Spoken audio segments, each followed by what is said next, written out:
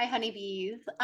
Okay, so if you are like most of us here in the US, then you will know that today is the January 3rd, which means it's New Year's. So happy 2023. I hope your holidays were fantastic and were super fun, super relaxing. Great opportunities to connect with friends and family and also with yourself.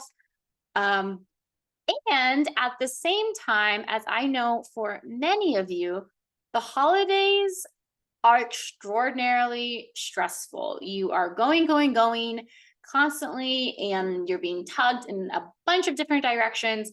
And it can just be downright, not only just like overwhelming, but completely like energy draining, and leaving you feeling very depleted. And now it's January and you're being asked to pick a New Year's resolution, start working out, start eating healthy, start doing all these things and like, oh my God, where are you going to find the energy from that coming out of the holidays, which have left you feeling so drained? And I have created something for you. So if you are new here, hi, my name is Bree. I am an energy coach with Golden Bee. I started Golden Bee back in 2020 because I wanted to help women reconnect with their energy and being able to create a lifestyle that lives in alignment with their soul's purpose. And how we do this is by accessing the power of our subconscious mind through habit hacking, a bit of quantum physics, and as well as some little bit of magic, little bit of woo. Because honestly, the world is just way more fun when you kind of throw a little bit of magic in there anyway. So, with that said, I have actually wanted to come on here and talk about a couple of things because I know a lot of you guys are starting creating your New Year's resolutions and your goals and mapping out your 2020. And that is awesome and fantastic. And I also know that there's probably this little inner critic in the back of your mind that's saying, like, yeah, you can make this vision board or you can set these resolution goals, but like, let's be honest, you're not going to, this isn't going to matter in 2 weeks. So, do whatever you want. Like, that's cute, but like, it's not going to stick. I know you probably have that inner critic in the back of your head because I always had that inner critic in the back of my head anytime that I was trying to create a new resolution or a new habit or something for like the new year. I'd always be going at it like big, ambitious, and like, yeah, let's go. And there's always this little tiny part of me in the back that's also like, oh God, I hope I actually stick to it. I think I will. I want to stick to it, but I don't know if I actually will.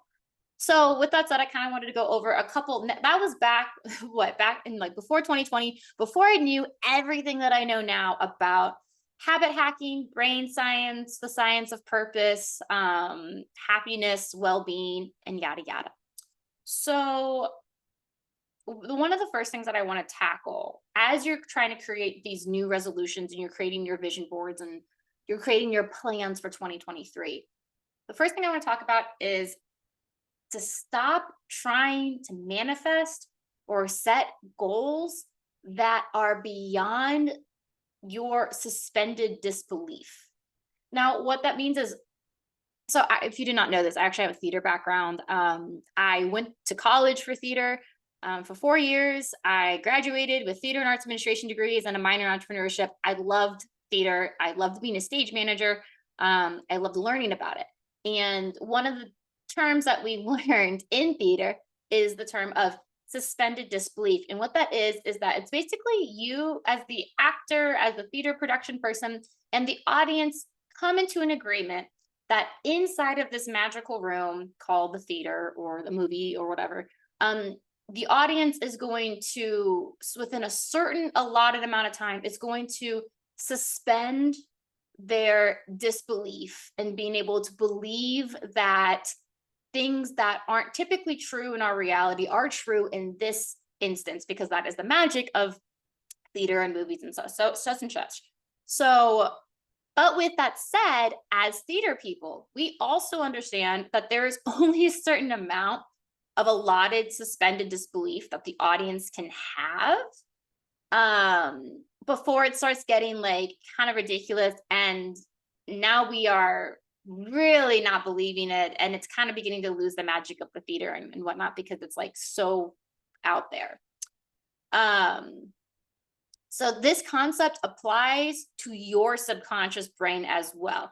And what I mean by that is, if you have just recently graduated college, you are in your very first job, you are probably making, I don't know, let's just say like 50K. I said 50 to 60K as like a really good salary. And let's say that you are following your favorite TikTok influencers and you're seeing them live this very luxurious lifestyle. They go to Coachella, they have a heated pool in their house, they're buying all of these designer handbags. Maybe they're an influencer and these handbags are being gifted to them. Like they're just seeing this very large, luxurious lifestyle. And you're like, that's what I want for myself. That's what I want for 2023. I want to live that luxurious lifestyle. As you're living in your studio apartment and you are shopping on a splurge day at Trader Joe's, on the regular day, maybe Aldi, or just Target or something. But in your vision board, you put in the mansions, you put in the 6-figure, 8-figure dollars, you put in the brand new car, you put in all these things.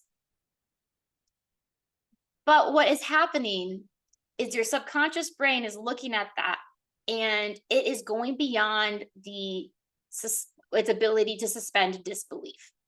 And what that means is it's going to look at this vision board and it's going to be like, yeah, I want, like, this would be a dream, but it's not realistic for me to happen in a year. And everyone has their own variations of what they think would actually be realistic for them to accomplish in a year. I don't know your specific setting. That is completely up to you. But like, it's being able to tune in with yourself of being like, yes, this is what I want eventually, but let's reverse engineer that. Like, what would need to happen for me to live in a mansion and have a luxury car? Well, I would probably need to make easily 6 figures of income. Okay, how can I make 6 figures of income right now? Well, probably not just by having one job. I probably would need some multiple revenue coming in. Ideally, it'd be great if it's passive. It's like, okay, so what would I need to do to create passive income? Well, I could probably start a drop shipping thing. I could probably start a job on the side. Maybe, I can try my hand at being a content creator or a virtual assistant. Oh, there's a lot of ways to make money on the internet right now, you guys. But it's not just being able to reverse engineer, like, okay, that's what I do, but also like, well, what is my purpose? What is my soul desire? Well, I really love being creative. And I love photography. So maybe I could create some kind of passive income through a content creation business. Okay, great. What would I need to do that? It's like, well, I need to get a good camera. I need to start up my brand. So instead of on my vision board having this luxury mansion, instead, now I know what I really need to focus on in 2023 to eventually get there is actually, I need to start my own content creation VA business. And then from there, I can actually reverse engineer. That seems way more to start your business, way more doable. We can break that down into 6 months, 8 months. Like that is no longer so far outside of my suspended disbelief like parameter. That actually is believable. I could do that. That is how you want to be thinking about your resolutions. So let's say you are not a workout person, you actually despise working out.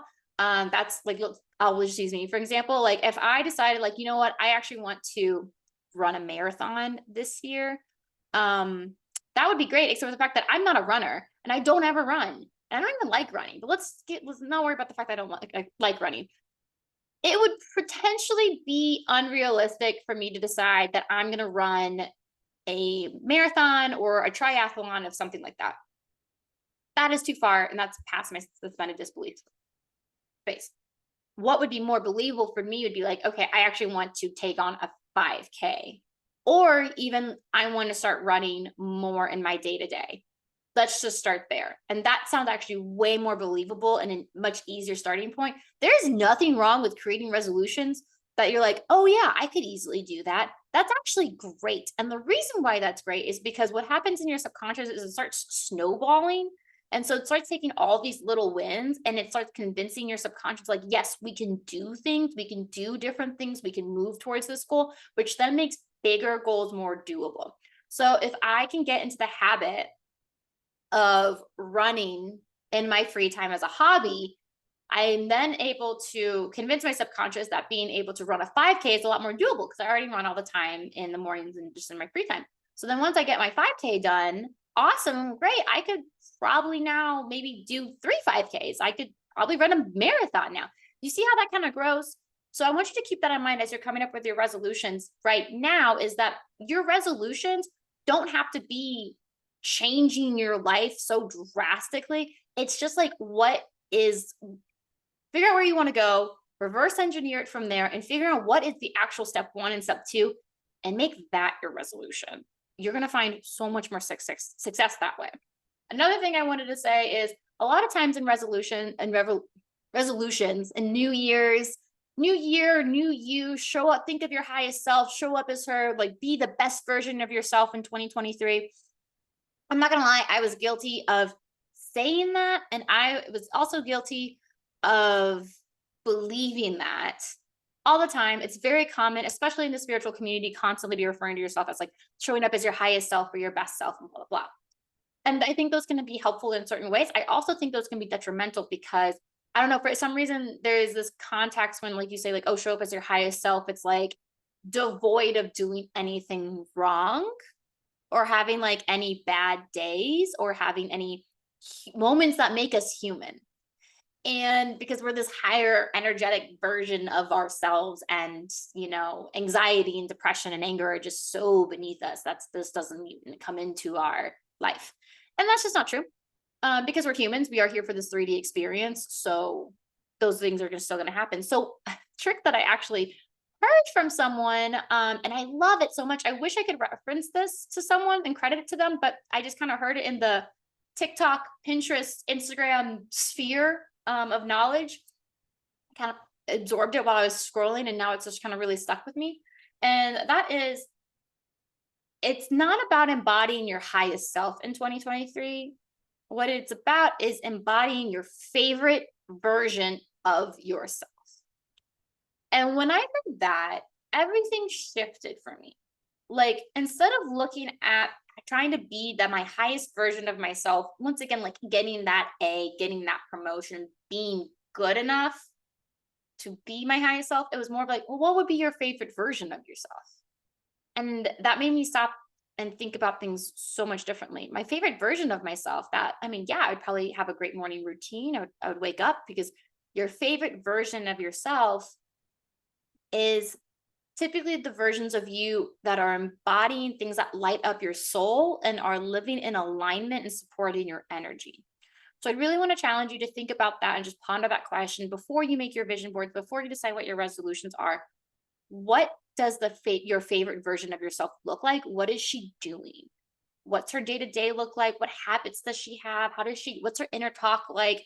And then being able to kind of reverse engineer from there. I think that's going to be leaving you in a lot happier place than if you're just trying to be your highest self all the time.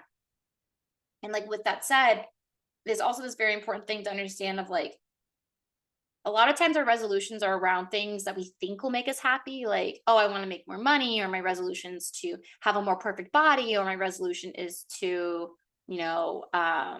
like get my job promotion. And it's on these external things. And we think those things are going to make us happy. But in reality, psychology has actually done a ton of studies. And there's this whole free course called The Science of Wellbeing, offered through Yale. It's a free course. I'm in it right now, and I love it.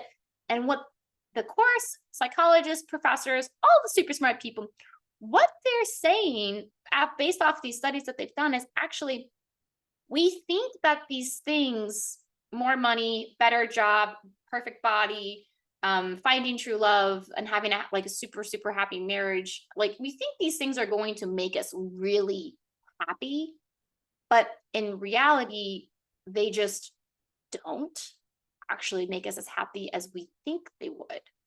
So I would highly encourage you, when you're creating these resolutions, don't make them involved with getting this perfect, like, don't make them involved where it's basically you're putting your happiness into the future. When I have the perfect body, when I make 100K, when I have this job, that's when I'll be happy. That's when my year will be the year that I got it.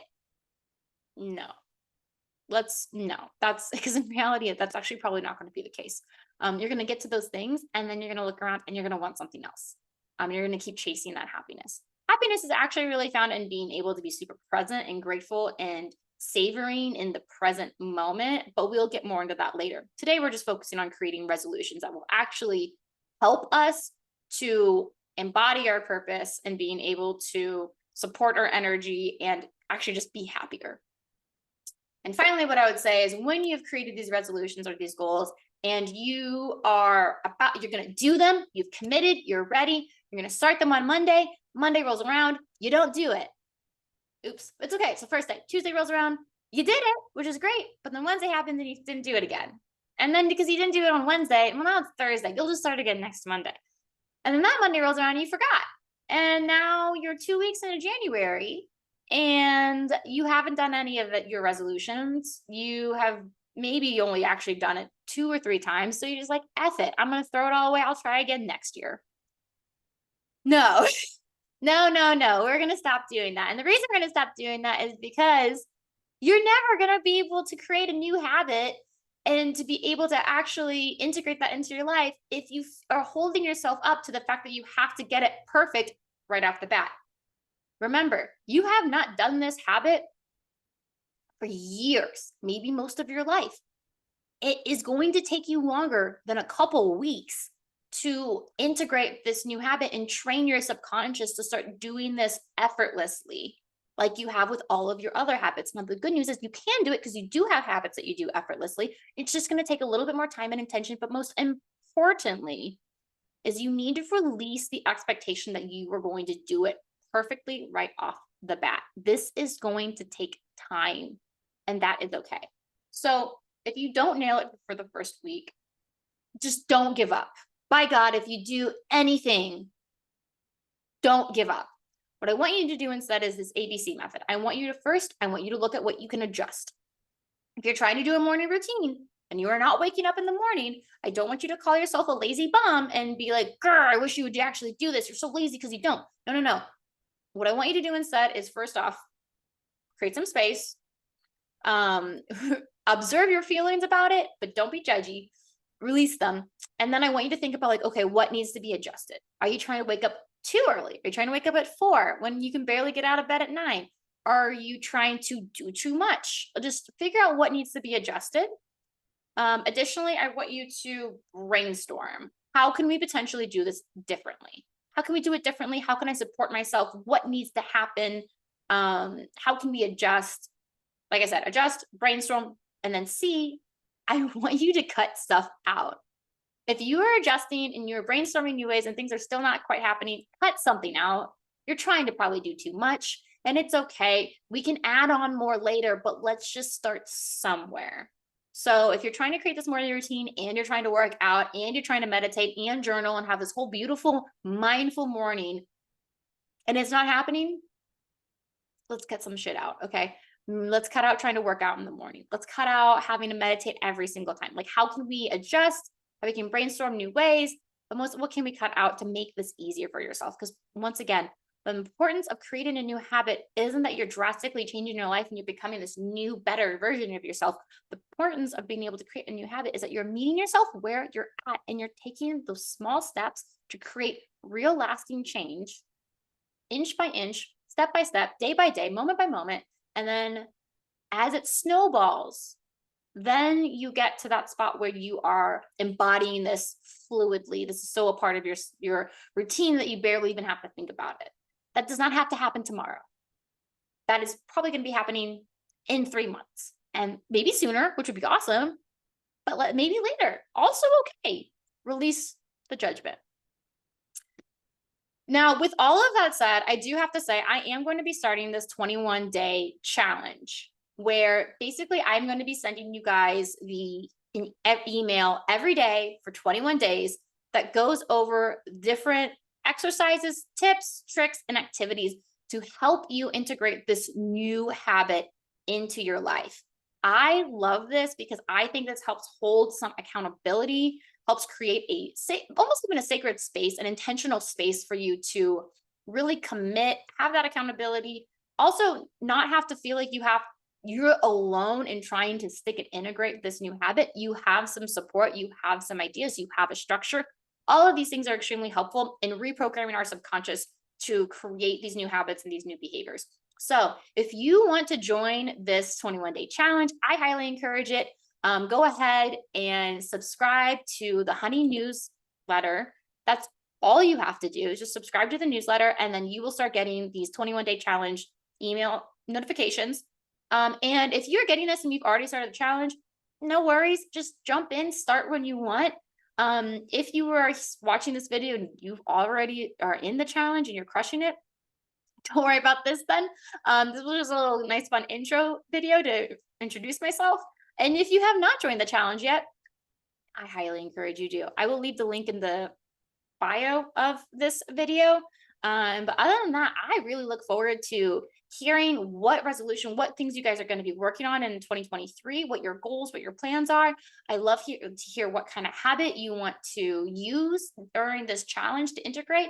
And I'd like to hear how this challenge is going for you. So feel free to go ahead and drop any of those that in the comments. And I am so excited and happy and super, super grateful that I get to be starting my 2023 with you guys in this challenge. I don't know. Let's go get that honey. And once again, super grateful for all of you guys. So yeah, let's go do this damn thing.